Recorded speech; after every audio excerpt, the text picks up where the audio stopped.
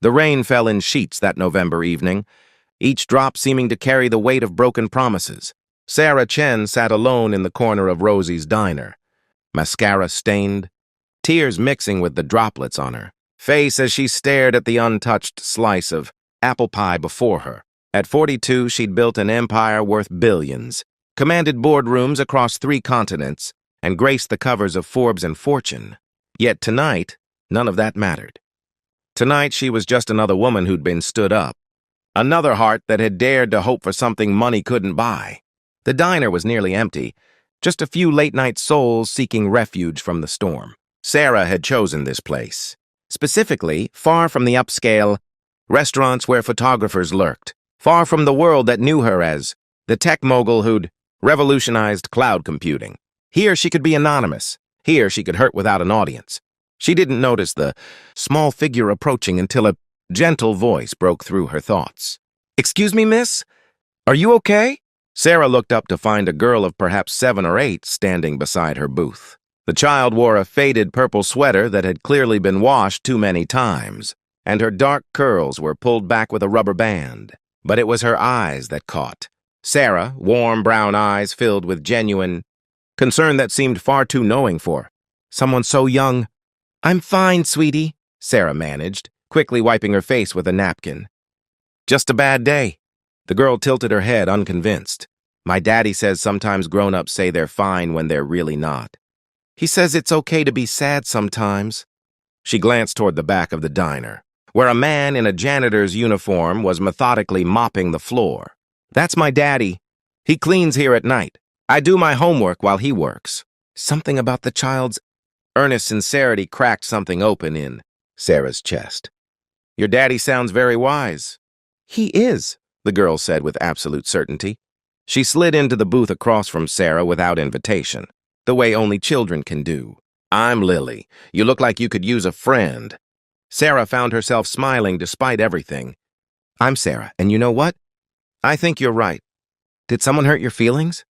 Lily asked, her small hands folded on the table like a tiny therapist. Sarah hesitated, then nodded.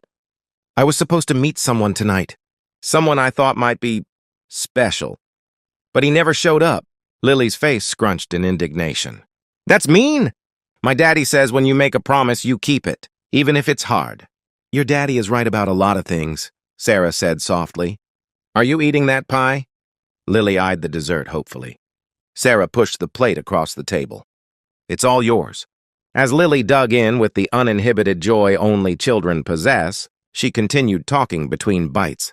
"My mama used to say that sometimes the bad stuff happens to make room for the good stuff. She said it's like cleaning out a closet. You gotta get rid of the old shoes before you can fit the new ones." "Used to say?" Sarah asked gently. Lily's fork paused. "She got sick 2 years. Ago. Cancer. But she was right about lots of things too." There was no self-pity in her voice, just a simple statement of fact that somehow made it more heartbreaking. Sarah felt her own problems shrinking in perspective. "I'm so sorry, Lily. It's okay. We miss her. But Daddy says she's still with us in here." Lily tapped her chest with a sticky finger. "And in here." She tapped her temple. "All the stuff she taught us stays." From across the diner, Lily's father had noticed his daughter bothering a customer. He approached quickly, apologetically.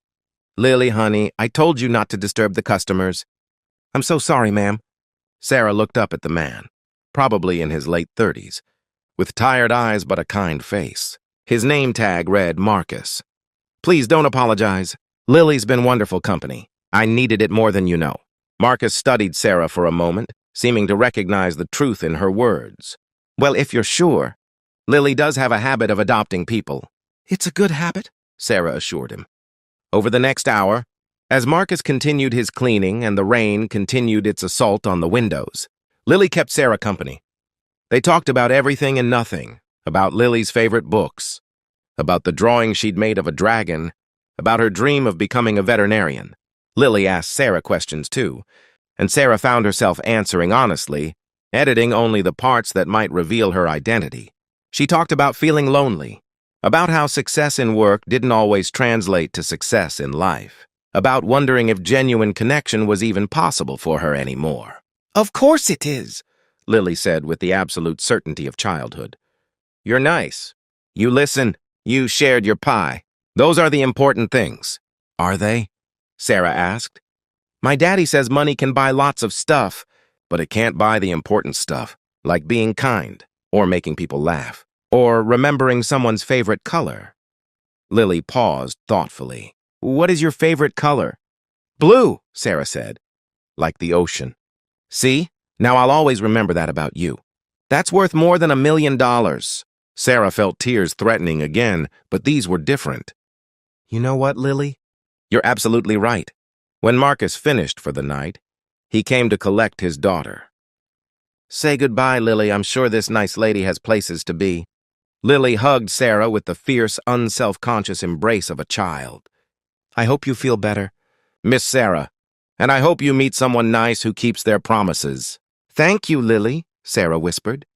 You've helped me more than you know.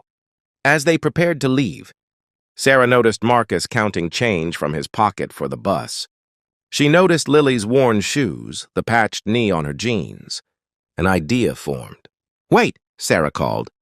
She pulled out a business card, her personal one, not the corporate one, and pressed it into Marcus's hand along with several folded bills. Please take this. For the pie Lily ate and because I'd like to help if you'll let me. Marcus looked at the money and immediately tried to hand it back. Ma'am, we don't need charity. We're doing fine. It's not charity, Sarah said firmly. Lily gave me something priceless tonight.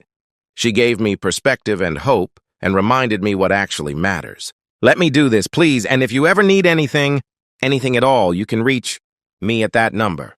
Marcus looked uncertain, but Lily tugged his sleeve. Daddy, remember what you always tell me? That when someone offers kindness, we accept it gracefully and pay it forward.